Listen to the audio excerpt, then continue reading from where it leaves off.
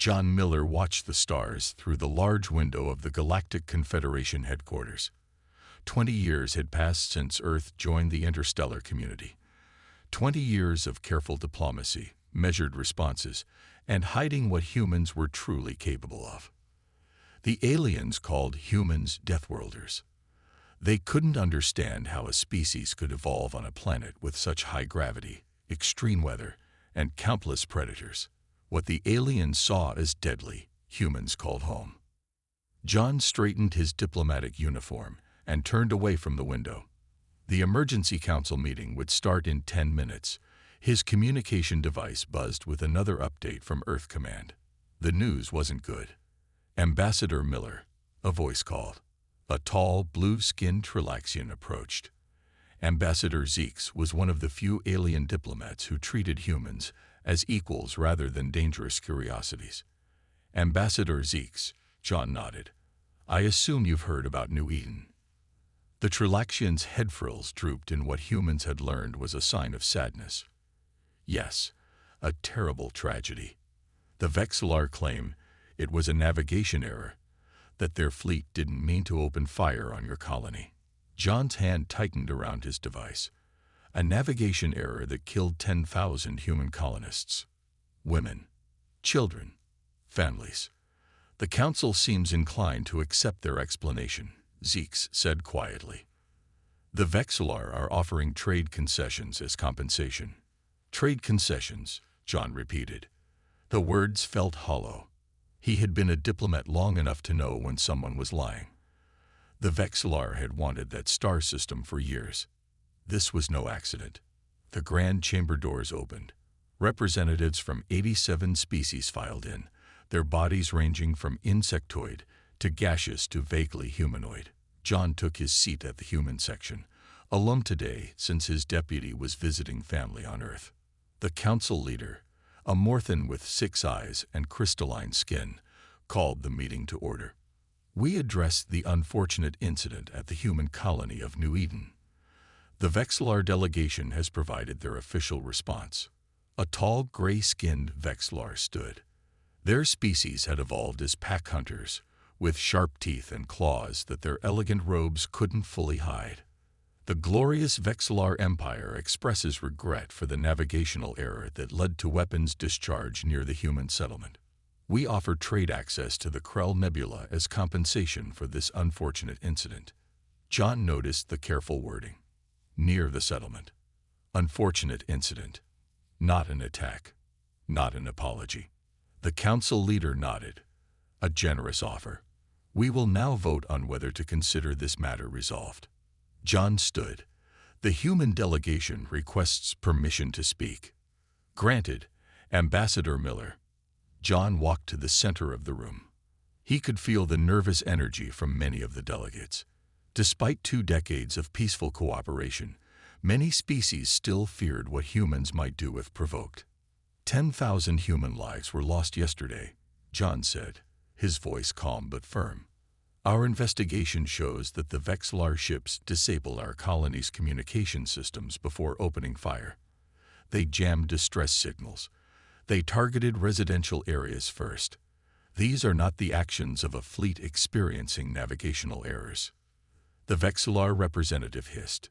You accuse us of deliberate attack. Where is your proof? John tapped his device, sending data to the central system. Our colony's black box recordings. Sensor logs from a passing merchant vessel. Radiation signatures consistent with targeted weapons fire, not accidental discharge. The council chamber erupted in whispers. The Vexlar representative conferred urgently with his aides. The council leader reviewed the data. This is concerning evidence, but not conclusive. The Vexlar delegation has diplomatic standing, and their explanation must be considered. They are lying, John said simply. The vote was called. Species after species sided with the Vexlar. Some feared them. Others had trade agreements they didn't want to risk.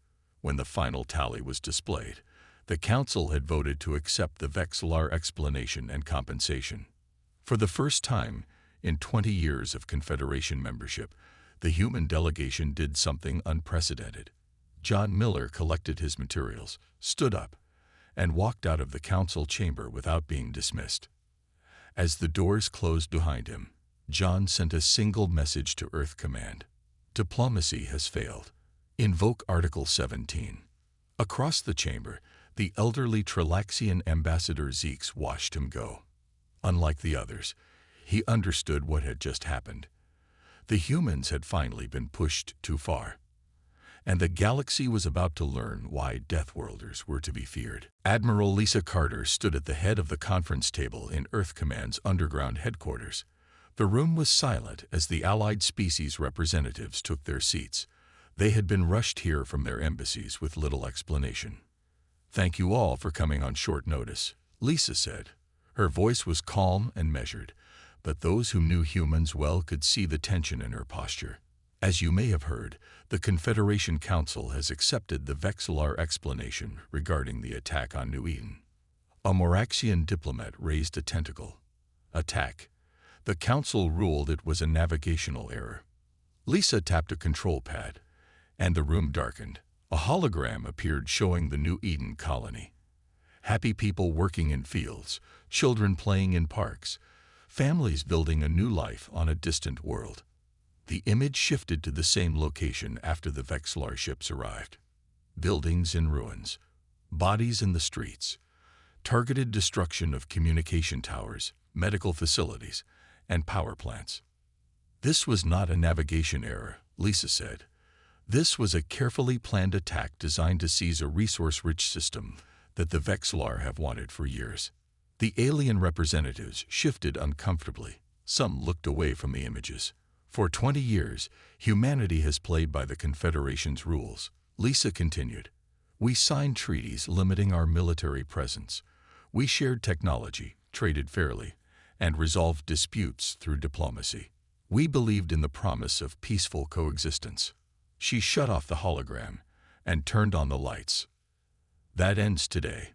The Vexlar have killed 10,000 of our people, and the Confederation has chosen to look the other way." A Trilaxian ambassador named Zeeks leaned forward. "What does Earth plan to do, Admiral?" "Earth is invoking Article 17 of the Confederation Charter," Lisa said. "The right of justified response." The room erupted in concerned whispers. Article 17 was rarely used. It allowed a species to take direct action when the Confederation failed to provide justice. "You cannot mean military action," said a gray-skinned Pellerin. "The Vexlar fleet is 3 times the size of Earth's defense force." Lisa did not respond to this directly. "Earth hereby gives formal notice to all allied species. You have 72 hours to evacuate your citizens and diplomats from Vexlar territory. After that time, we cannot guarantee their safety." "This is madness," the Pellerin said. "The humans cannot hope to win against the Vexlar. They will destroy your fleet and then attack Earth itself." For the first time, Lisa showed a hint of emotion, a small cold smile that made several aliens instinctively back away from her. "You misunderstand the situation," she said. "This is not a threat. This is a courtesy to our allies. In 72 hours, humanity will respond to the massacre of our people. We are simply ensuring that you don't get caught in the middle." One by one, the human staff left the room, leaving the alien representatives alone with their shock. Most had never seen humans angry before. The calm, measured response was somehow more frightening than any emotional outburst would have been. Zeeks, the elderly Trilaxian who had known humans longer than most, broke the silence. "You are all thinking of human military strength based on what they have shown us," he said, his voice quivering slightly. "What you fail to understand is that humans come from a planet that tried to kill them every day of their evolution. They are apex predators who chose to be peaceful. They have been holding back." "Surely you exaggerate," the Pellerin said. Zeeks shook his head slowly. "In my youth, I visited Earth. I saw their historical records. Before they even left their planet, they had weapons that could destroy entire continents. They fought wars that killed millions of their own kind, and then they chose peace." He looked around the table at his fellow diplomats. The Vexlar have not made an enemy of a species. They have awakened a sleeping giant, and we would be wise to stay out of its way. Across the galaxy, the news spread. Humanity had invoked Article 17. The 72-hour countdown had begun. Frank Bennett woke to the sound of his communication device buzzing. The small farmhouse was quiet except for the gentle breathing of his wife beside him. He checked the time. 3:17 a.m. No one called at this hour with good news. The message was simple. All reserves activated. Report to nearest military facility within 12 hours. This is not a drill. Frank sat on the edge of the bed for a long moment. 5 years ago, he had left active military service to start a family. Now he was being called back. Who was it? His wife Ellen asked, her voice thick with sleep. Recall notice, Frank said quietly. They're activating everyone. Ellen sat up, suddenly wide awake.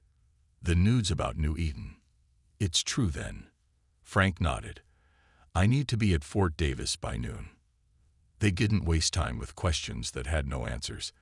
Ellen helped him pack while he called his brother to ask him to look after the farm. By sunrise, Frank stood in his old uniform, a duffel bag at his feet.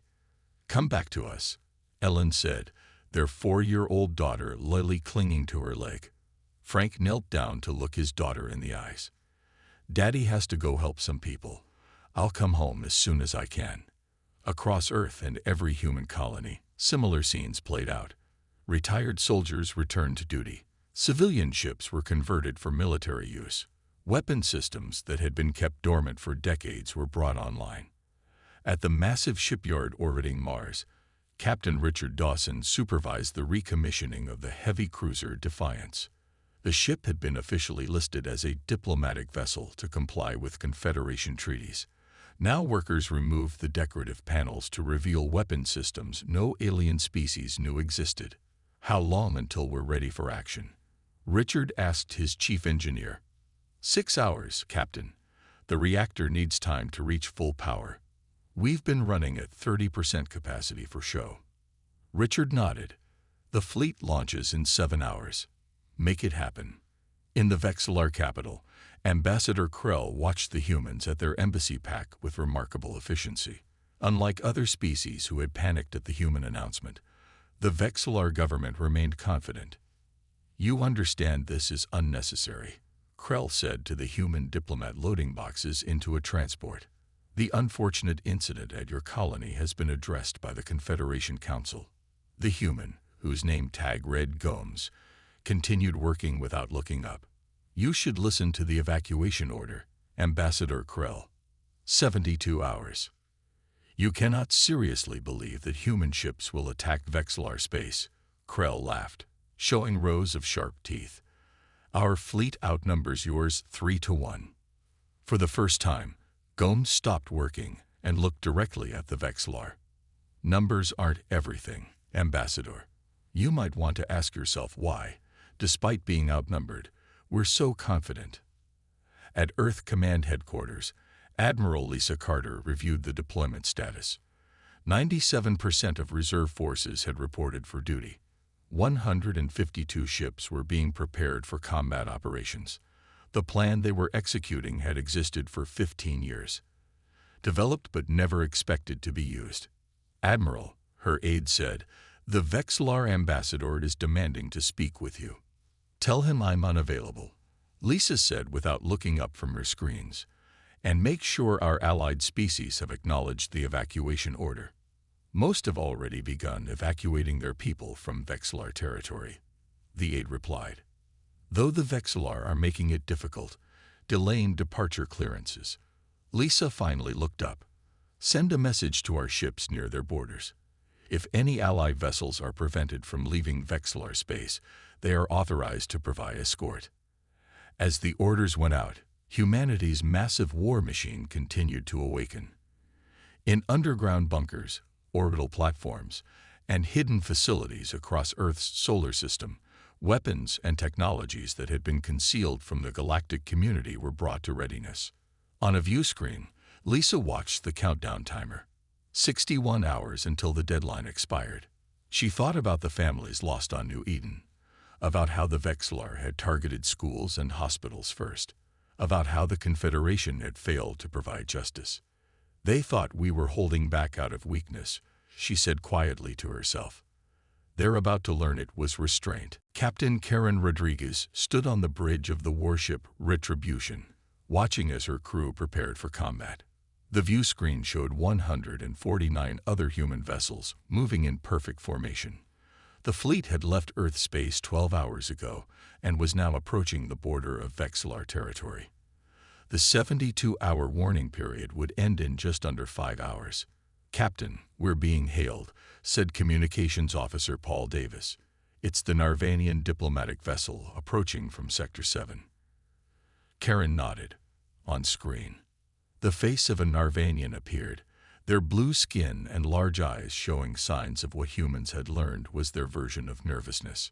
"Captain Rodriguez," the Narvanian said, "I am Ambassador Leth. We received your evacuation advisory.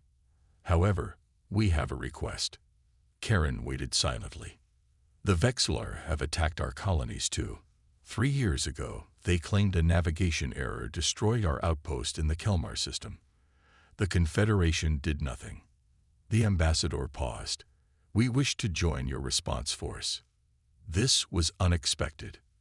Karen glanced at her first officer, who looked equally surprised. "Ambassador, we appreciate your offer, but this will be dangerous. The Vexlar fleet has bullied the galaxy for too long," Leth interrupted. "We have 7 warships ready to join you. And we are not alone." As if on cue, Paul reported, "Captain, we're receiving similar messages from the Trilaxians and the Gelarians. They're offering ships to join our fleet." Within the hour, 22 alien vessels had taken positions alongside the human fleet. Species who had suffered Vexlar aggression in silence now saw an opportunity for justice. In the tactical room, Intelligence Officer Peter Howard briefed the fleet captains via secure channel. The holographic display showed the Vexlar defense grid around their home system. "The Vexlar fleet has 347 combat vessels," Peter said. "However, their technology focuses on size and visible power. Our analysis shows their targeting systems are vulnerable to our electronic warfare suite, which they don't know we have," Karen added. "Correct," Peter continued. "For 20 years, human ships have operated with restricted capabilities to comply with Confederation treaties. Today, we will use our full technological potential." He activated a new display showing specialized human weapons systems that had been kept secret. "Our ships carry quantum disruptors capable of disabling their shields without harming the crews. Our armor can withstand their main weapons for 37 minutes of continuous fire, and our faster-than-light drives can make micro-jumps within a battle space." The alien captains who had joined the fleet watched in stunned silence. None of these capabilities had ever been demonstrated or even hinted at by human ships. "The plan is simple," Karen said, taking over the briefing. "We disable their fleet, neutralize their orbital defenses, and land ground forces at these 3 locations." She pointed to the map. "Our goal is their military command structure, not their civilian population." "You could destroy their cities from orbit," said a Gelarian captain, confusion in his voice. Karen shook her head. "That's not who we are. We're here for justice, not revenge. No civilian targets will be harmed." As the briefing concluded, an alert sounded on the bridge of the Retribution. "Captain, Vexlar Border Patrol has detected us," Paul reported. "They're demanding we turn back immediately or face destruction." Karen returned to her command chair. "Send to all ships. Assume combat formation Delta. Activate all systems. Authorization code. Justified response." Across the human fleet, hidden weapon ports opened. Power levels surged to full capacity. Targeting systems came online with capabilities no alien species had ever witnessed from human vessels. On the bridge of the Vexlar flagship, Admiral Vexkarn watched in disbelief as his sensors showed the human ship's true power signatures for the first time. "Impossible," he whispered. "They've been hiding their capabilities all this time." His tactical officer looked up from his station, fear evident in his eyes. "Sir, they're not slowing down. And they're not the Deathworlders we thought we knew." The human fleet arrived at the outer defense perimeter of the Vexlar homeworld. 300 Vexlar warships formed a barrier between the human forces and the planet. Their ships were larger, more numerous, and bristling with weapon ports. "They're hailing us," Paul Davis reported from his communication station on the Retribution. On screen, Captain Karen Rodriguez ordered. The image of Admiral Vex Karn appeared, his gray skin and sharp teeth meant to intimidate. "Human vessels, you have violated Vexlar sovereign space," he said. "Turn back now or be destroyed. Your small fleet cannot hope to defeat our armada." Karen's face showed no emotion as she replied. "This is Captain Rodriguez of the Earth Defense Fleet. You were warned. This is a justified response." She cut the transmission and turned to her tactical officer. "Execute formation Delta 7. Across the human fleet, ships began to move in ways that defied conventional space combat tactics. Instead of forming a defensive line, they split into smaller groups that moved with impossible precision. The maneuvers would have torn apart ships using standard engines, but the humans had been hiding their true technology. On the Vexlar command ship, Admiral Vex Karn watched in growing concern. "How are they moving like that?" he demanded. "Our targeting systems can't lock on." "Unknown, Admiral," his tactical officer replied. "Their ships are executing turns and accelerations that should be impossible." The first shots came from the Vexlar fleet. Large energy weapons fired at the human vessels, but the human ships shifted positions with micro-jumps, appearing briefly in one location before reappearing elsewhere. "Return fire," Karen ordered. "Target their weapon systems only." The human ships fired, not with the energy weapons common in the Confederation, but with precision quantum disruptors that passed through Vexlar shields as if they weren't there.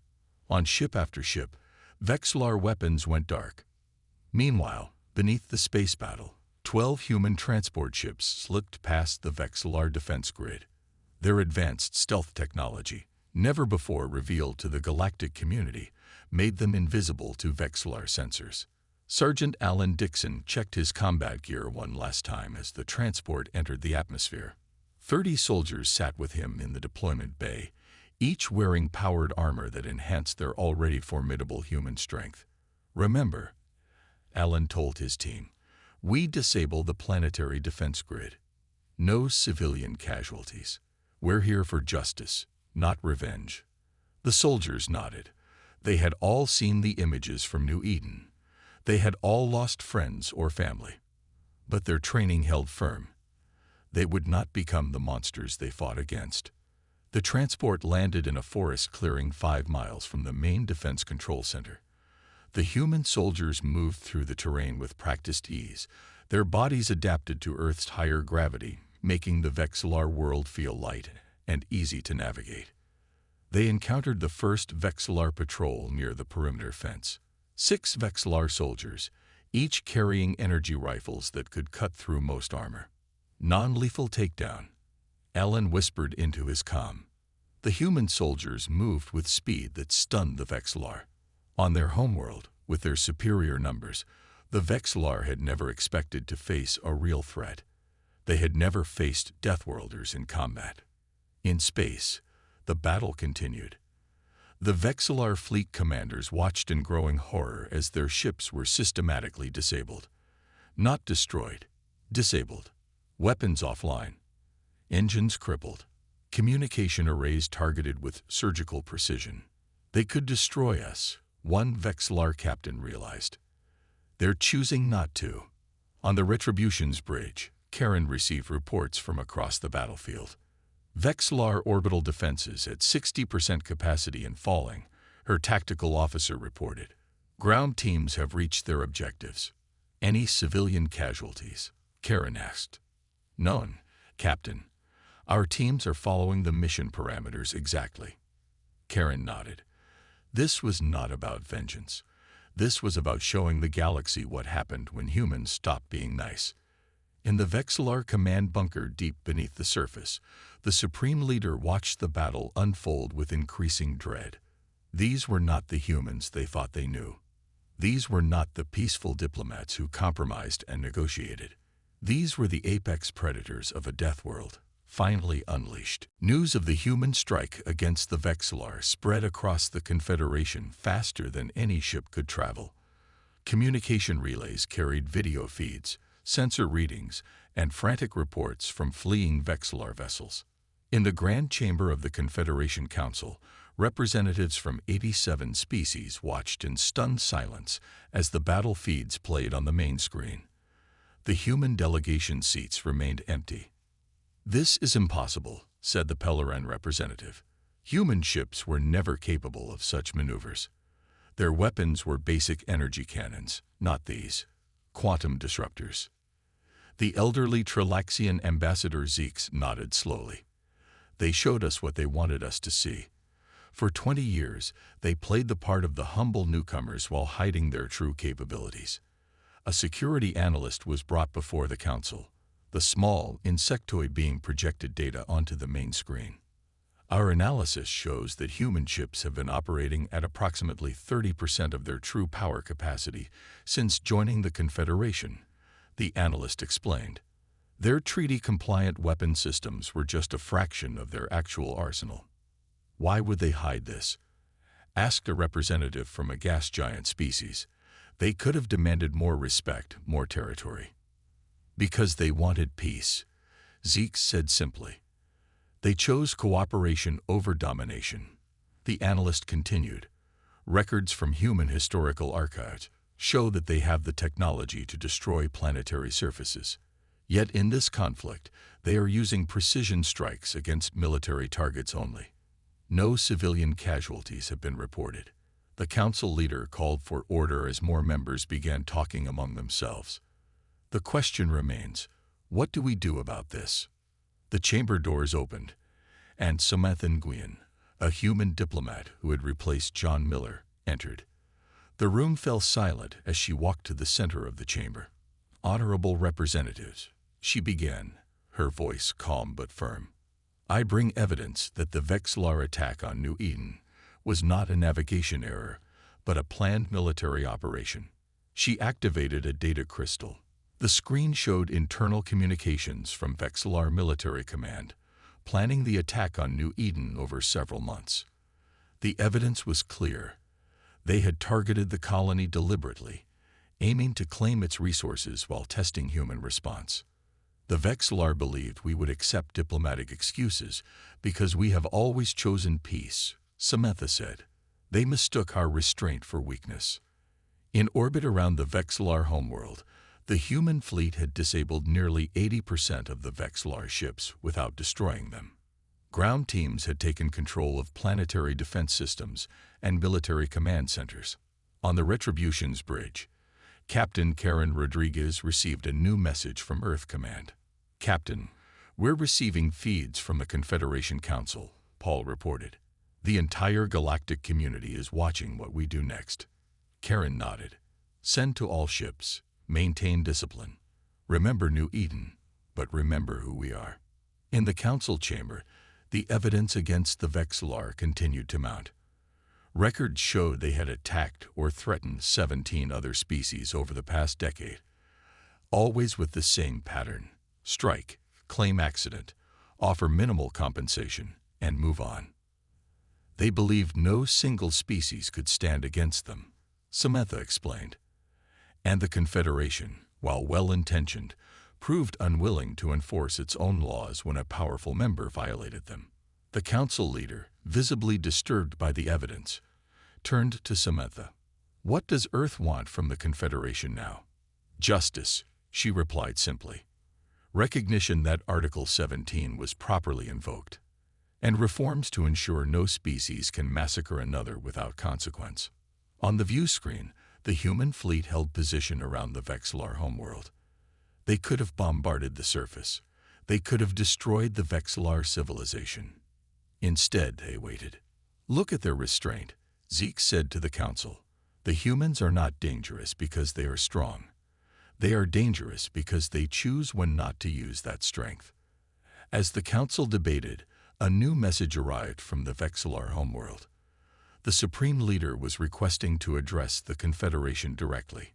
His forces were surrounded, his fleet disabled, his military command centers captured. In just 12 hours, the mighty Vexlar Empire had been brought to its knees by the species they had dismissed as diplomatic weaklings. The Deathworlders had finally shown what they were capable of when pushed too far. Deep beneath the surface of the Vexlar homeworld, Supreme Leader Vextoral and his remaining advisors huddled in their emergency bunker. The walls shook occasionally as human forces secured the military installations above. "How could this happen?" demanded General Vexgrath. "Their ships were supposed to be inferior to ours. Their weapons primitive.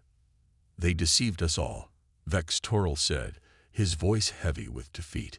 "For 20 years, they pretended to be weaker than they are." The communications officer looked up from his station.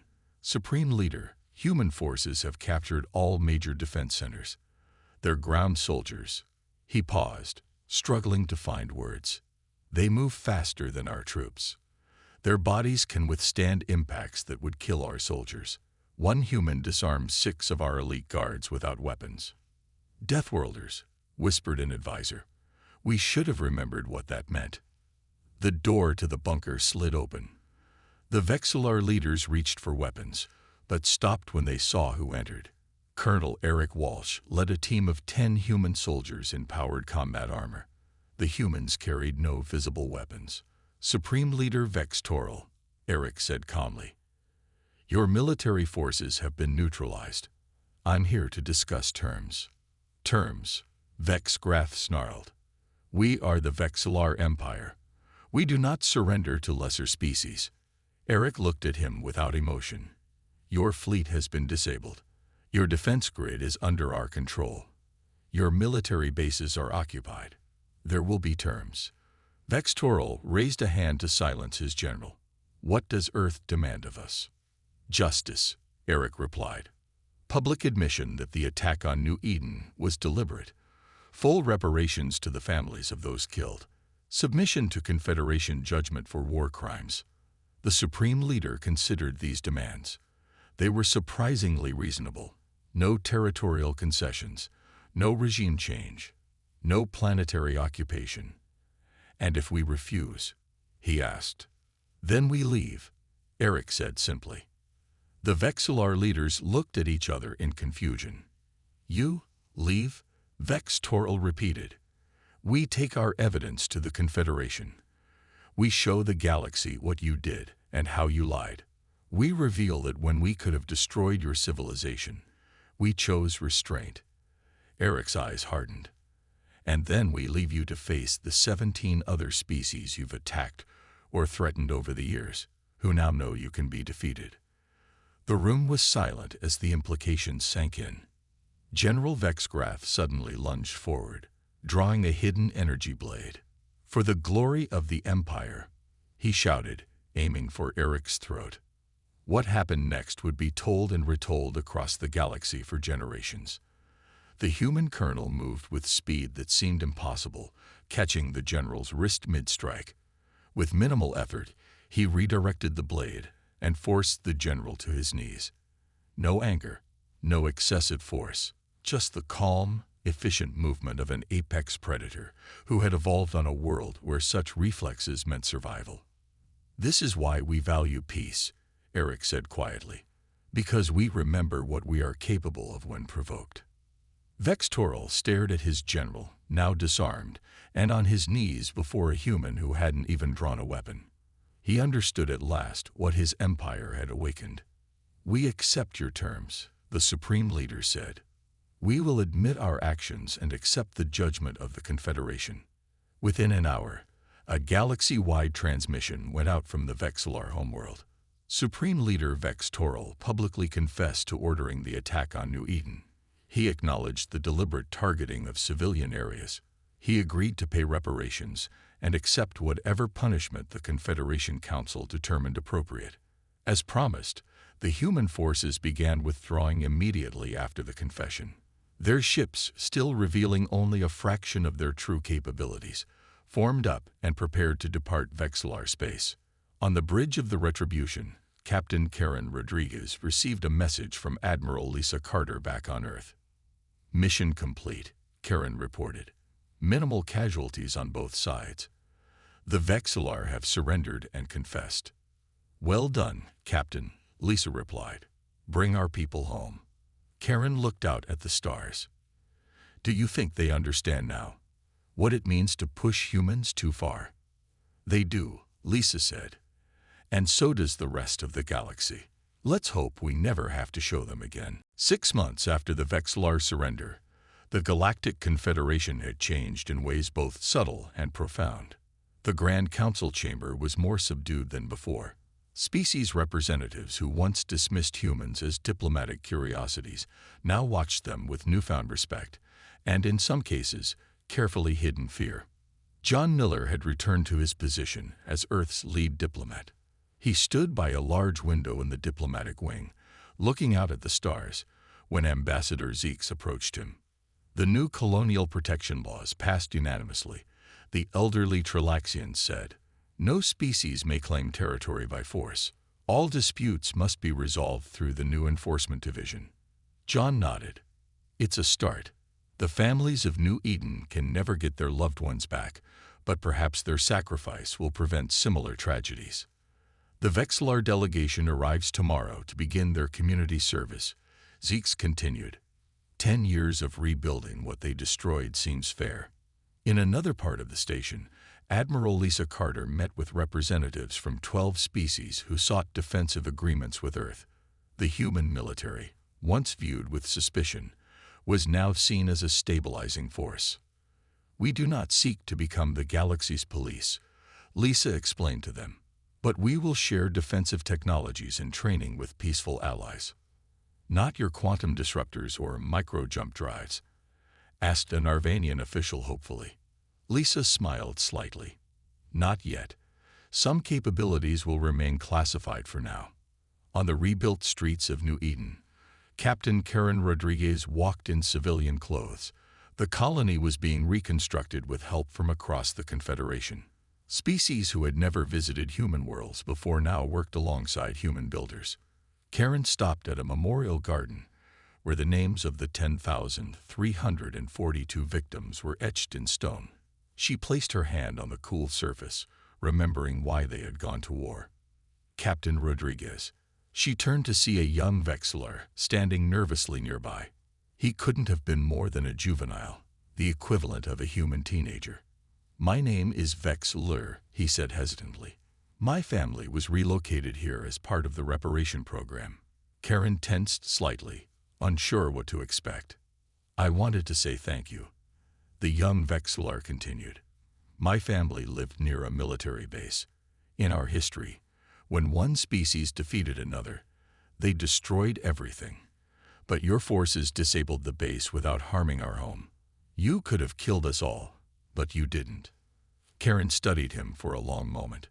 "We went to war because we had to, not because we wanted to. That's what makes humans different," Vexlar said. "My teachers say that's why everyone still talks about that day. The day the Deathworlders showed what they could do, and what they chose not to do." In schools across the galaxy, the conflict was already being taught as a pivotal moment in Confederation history. Young aliens learned about the species from a heavy-gravity world with dangerous predators who had joined the galactic community pretending to be less than they were. They learned how these Deathworlders had tried diplomacy, followed the rules, and sought peaceful solutions. They learned how, when pushed too far, these humans had revealed their true power with precision and restraint. In the Vexlar territories, where a new government now led, children were taught the most important lesson of all: never mistake kindness for weakness, especially from predator species who choose to be peaceful. On Earth, Frank Bennett returned to his farm.